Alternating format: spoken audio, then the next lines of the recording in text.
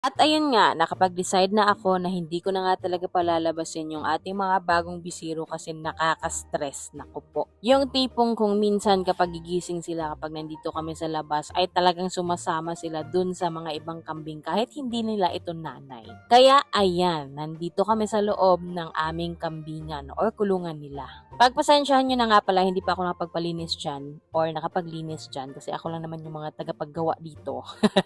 So ayun nga, napalabas ko na yung mga nanay nila tsaka yung mga iba pang kambing natin dito ng mga buntis tsaka mga hindi rin buntis. At sa ngayon sila naman yung pinapalabas ko sa box at nang makapagliwaliw din itong mga bulinggit na to. Bale kanina nga na nagpapalabas ako ng mga nanay tsaka yung iba nating kambing ay nilagay ko nga sila dun at nang hindi sila makasunod. O ba diba, wag nating pahirapan yung ating mga sarili sa mga simpleng bagay na kaya namang solusyonan. Bale ang ending, ayan, binalik ko ulit sila sa box kasi nga naglinis din ako dito. Charan! At ayan na nga, baka hindi kayo naniwala, walang resibo. Bale, hinayaan ko na lang din sila pala dito sa loob ng box para nga hindi sila magkanda gulo at saka makatulog na rin ng matiwasay. Sa totoo lang, sumusunod sila kapag umaalis ako. So, ayan lang. Salamat. Ingat.